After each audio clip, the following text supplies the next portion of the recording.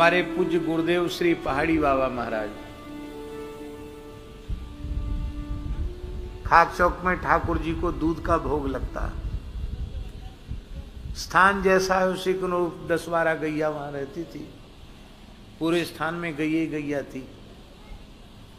पुराना स्थान, पुराने समय में आपने देखा होगा। गायों के बीच में ही महाराज जी रहते थे।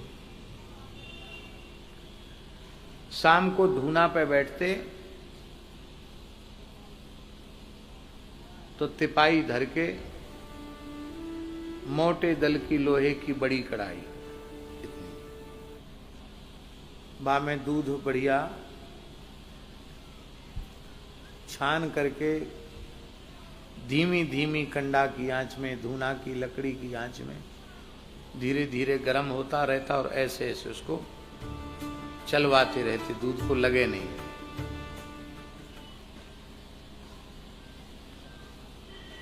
और उसमें बढ़िया देसी खांड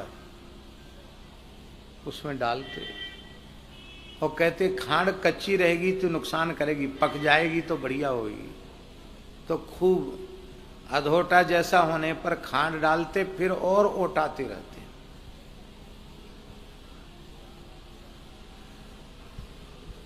चारों ओर सुगंध फैल जाती थी दूध की। इसके बाद ठाकुर जी के मंदिर में जब दूध लेकर के भेजते थे, हल्का गुनगुना दूध दास ही लेके जाता। मंदिर में पुजारी थे हम, तो हमको अब तो हमारे यहाँ बड़ी सुविधा हो गई है, हर पुजारी को कोई ना कोई असिस्टेंट मिला हुआ है। और उस समय पूज्य महाराज जी थे, तब जो मंदिर का पुजारी हो उसे सब सेवा करनी।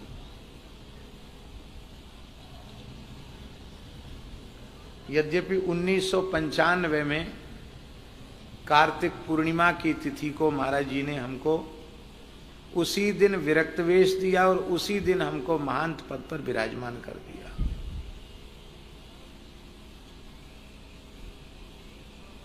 ऐसा उदाहरण भी खोजने से जल्दी मिलेगा नहीं। हम तो कहते कि अभी तिलक नहीं सूखा था और हमको गद्दी पर बिठा दिया।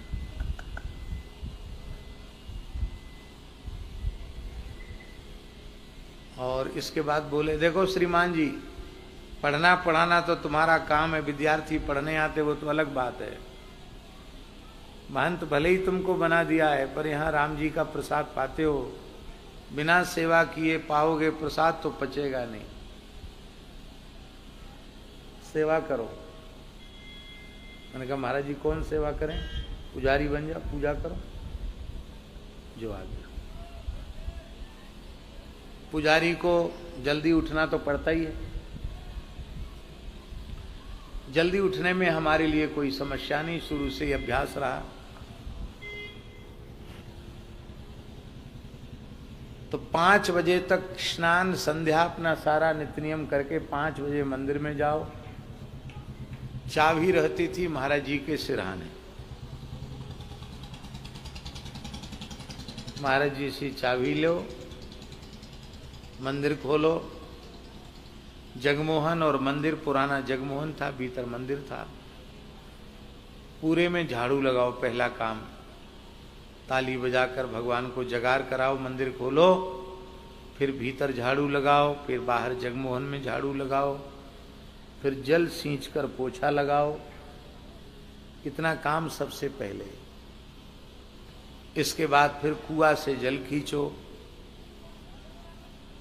ताजा जल खींच करके जल, फिर जो रात्रि को जो पार्षद अमनिया हुए हैं उन पार्षदों को पहले सब पात्रों को स्नान कराओ।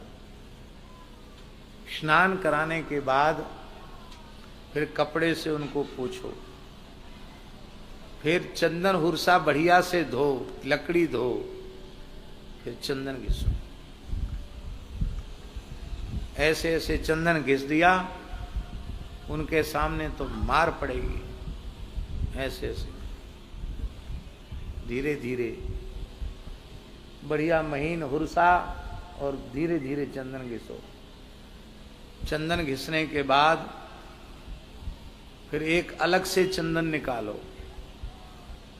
ठाकुर जी को महीवन निवेदित करके वो सब पात्रों में गरुड़ जी को स्नान कराओ, अर्घा को स्नान कराओ, सबको तुलसी चंदन से परात को सबको पात्रों का पूजन करो।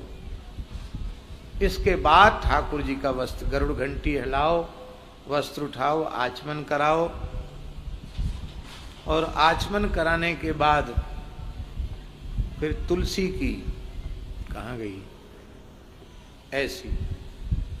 ऐसी कोमल हरी हरी पत्ती निकाल के डंडी लेके चंदन जो अलग से निकाल के रखा हुआ है उस चंदन में डाल के फिर ऐसे ऐसे भावना करो, ठाकुर जी के दातुन कराओ, अलग अलग दातुन करा के फिर छोड़ दो पात्र में, फिर उनको कुल्ला कराओ, आचमन कराओ। इसके बाद पात्र में यंत्र बनाया हुआ है उसमें शालिग्राम जी पधराओ, उसमें स्नान कराओ, बड़े ठाकुर जी की भावना से उनको स्नान कराओ। इस समय उसमें भी इतना सब होने में भी ज़्यादा देर नहीं लगना चाहिए, ठीक समय से सब कार्य हो जाना चाहिए। ये नहीं कि जैसे श्रीमान जी बैठे हैं तो बैठे हैं, ऐसे नहीं, हाथ पे हाथ धरे नहीं, उसमें भी ठीक समय, ए सो गया क्या, बाहर से ही आवाज लग जाती थी। धूप आरती में 1 सेकंड की, ए सो गया क्या, वहां है तेरी जय रे तेरी, सो गया, अरे राम राम सो गया।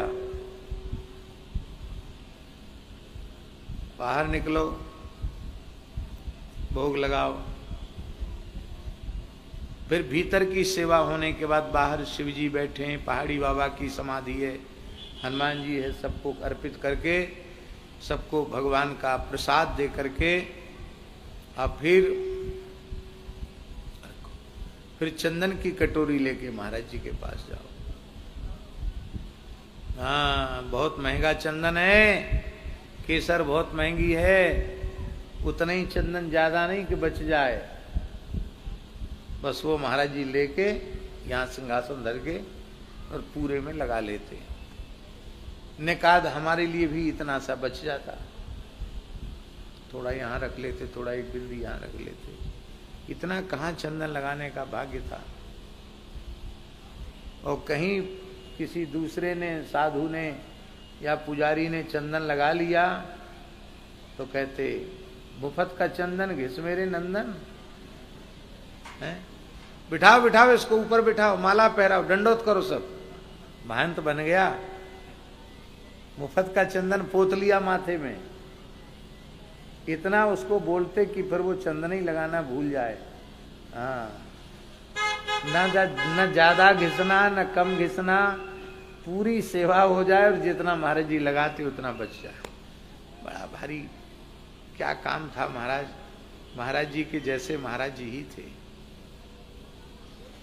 अब पूछना रोज, महाराज जी धूप आरती करें, हाँ करो, टाइम हो गया।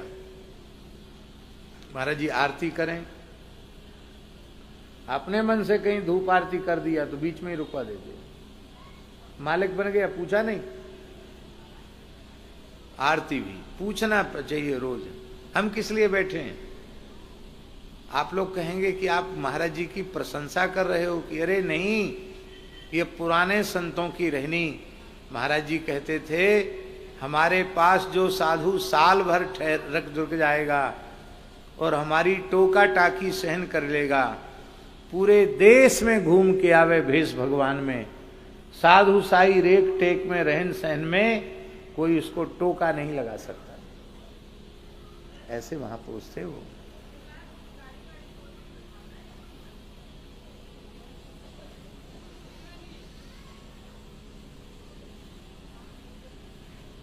डेढ़ छटाक साग मुश्किल से, दोपहर में जो मंदिर में भोग लगता था 1.5 छटाक साग लेते थे, बहुत मुश्किल से 1.5 छटाक, इतना, और इससे आधा, और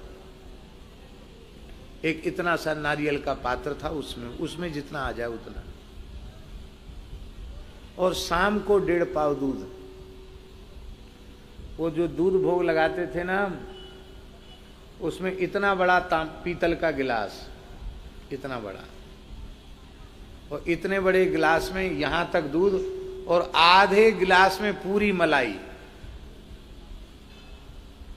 इतना बढ़िया दूध ओंठता था, तो आधे गिलास में दूध और आधे गिलास में मलाई।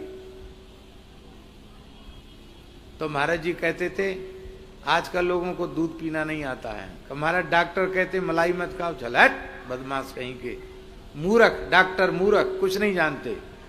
पुराने लोग कहते दूध घी खाया है, तो भैया दूध खाया तब जाएगा जब उसमें 1-4 सूत मोटी मलाई हो, तब तो खाया जाएगा दूध, नहीं तो दूध पिया जाएगा, खाया कहां से जाएगा। मलाई होगी तो कुछ ना मुंह चलाना पड़ेगा। और उसमें भी कहते थे कई बार, ए बच्चा, एक अंधा दूध होता है, एक आंख वाला दूध होता है। आप समझते हो अंधा दूध, आंख वाला दूध? कौन कौन समझता है बताओ? कोई नहीं समझता।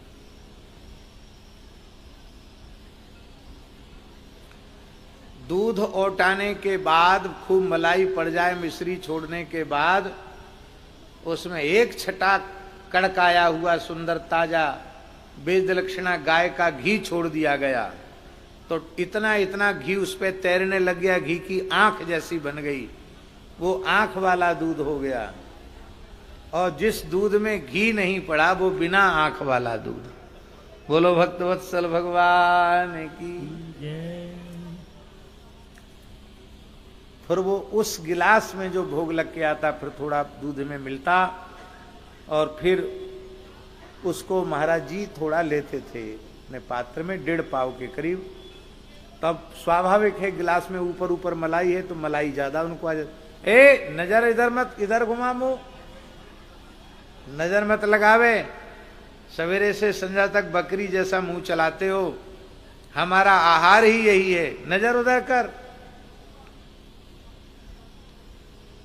और हम लोगों को सबको लो भाई, अमृत है, ठाकुर जी का अमृत है, लो दूध प्रसाद लो, पंच प्रमाण सबको देते, कोई बाकी नहीं रहता स्थान में, सबको दूध देते। ले आओ अपनी अपनी कटोरी ले आओ। अब इतना स्वादिष्ट दूध आज तक पिया नहीं ऐसा दूध, और वो दूध जो है ऐसे लगता और पीने को मिल जाए।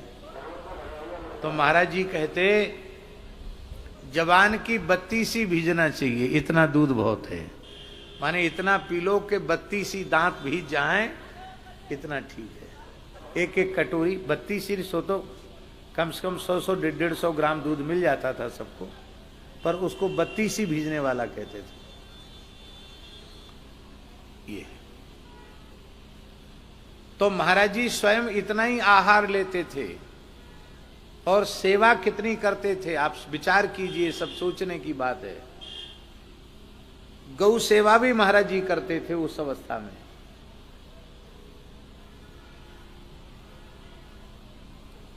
सानी बनाने से लेके धार काढ़ने तक महाराज जी सेवा करते थे, 100 साल से ऊपर की आयु।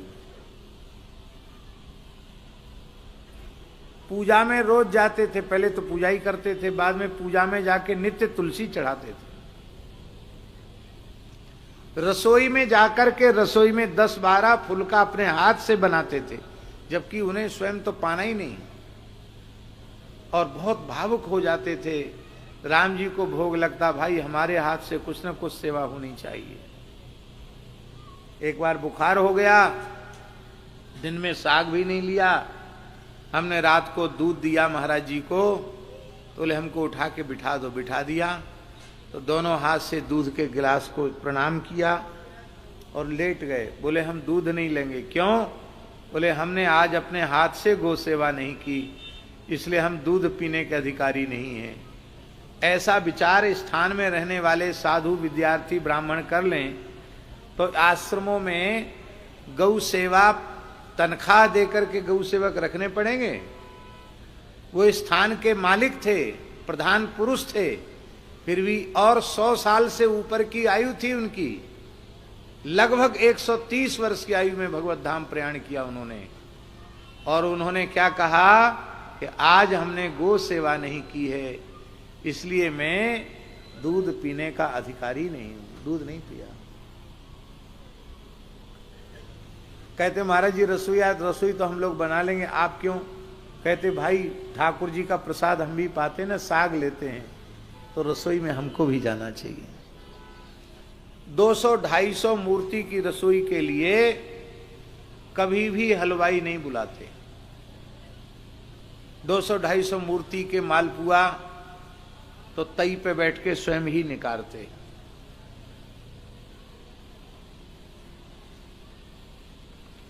ऐसा जीवन था।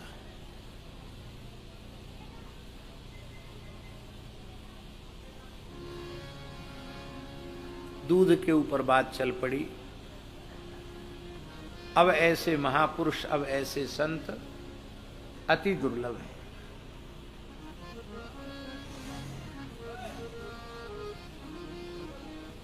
हमने महाराज जी का अनुभव किया।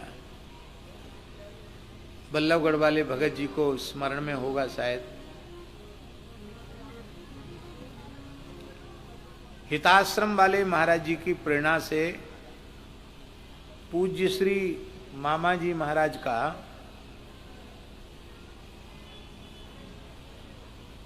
बाहर का पासपोर्ट बना, बाहर जाने का। ध्यान से सुने, शायद डेनमार्क जाना था। हिताश्रम वाले महाराज जी के भगत थे, सारा पासपोर्ट वगैरह उन्हीं ने बनवाया था। और मामा जी ने पहले बहुत मना किया, लेकिन विशेष हट के कारण मामा जी ने बहुत संकोच में स्वीकार कर लिया। सुदामा कुटी में रामानंद जयंती में आए थे, और जब आते थे तब खाक चौक आकर पूज्य गुरुदेव पहाड़ी बाबा का दर्शन जरूर करते।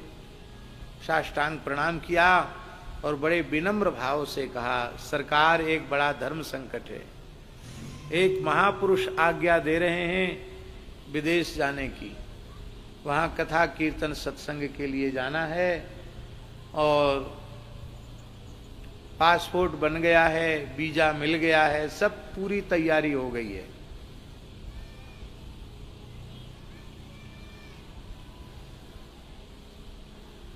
क्या करना चाहिए? महाराज जी बोले चल, बकबक करते हो, हम लोगों ने गंगा जमुना का पानी पिया है, क्यों जाएंगे बाहर, यहीं रहो। तो बोले सरकार, दास के पिताजी ज्योतिष के बड़े विद्वान थे, उन्होंने कुंडली में लिखा कि इनको विदेश जाना पड़ेगा। तो लगता है पिताजी का लिखा हुआ योग सिद्ध हो रहा है। इतना सुनते ही महाराज जी ने अपना दाहिना चरण आगे बढ़ाया। बोले विधाता का लेख मिट जाएगा, इस चरण से मत्था रगड़ ले। मामा जी ने, सर्दी का समय था, टोपा उतारा, पगड़ी उतारी, ऐसे ऐसे माथा रगड़ा, कट गई कर्म की रेख, जाओ निश्चिंत हो जाओ, फाड़ के फेंक दो कागज। नहीं गए, नहीं गए। श्री मोहनदास जी चले गए, मामा जी नहीं गए। कट गई कर्म की रेख, जाओ, हो गया।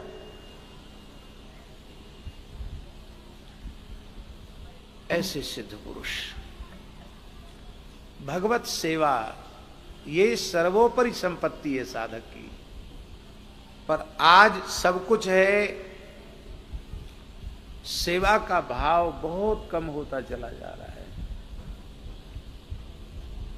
चलो कोई बात नहीं महाराज जी, सेवा का भाव कम हो तो भजन भाव बड़ा है।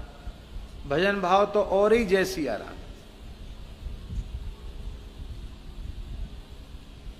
ईमानदारी से नित्य नियम नहीं कर रहे हैं लोग।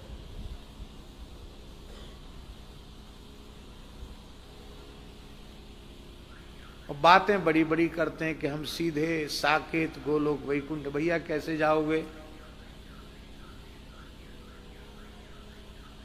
इसलिए आत्मनिरीक्षण करना चाहिए, जीवन को बहुत बढ़िया बनाना चाहिए।